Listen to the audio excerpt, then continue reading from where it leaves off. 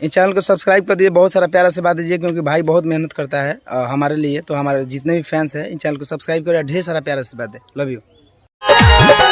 Powder क्रीमिया लगाई ले लो, अखिया में काजर सजाई ले लो। पाउडर क्रीमिया लगाई ले लो, अखिया में काजर सजाई ले। पाउडर क्रीमिया लगाई ले लो, अखिया में काजर सजाई ले लो। पाउडर क्रीमिया लगाई ले लो, अखिया में काजर सजाई। पाउडर क्रीमिया लगाई ले लो, अखिया में काजर सजाई ले लो। पाउडर क्रीमिया लगाई ले लो, अखिया में काजर।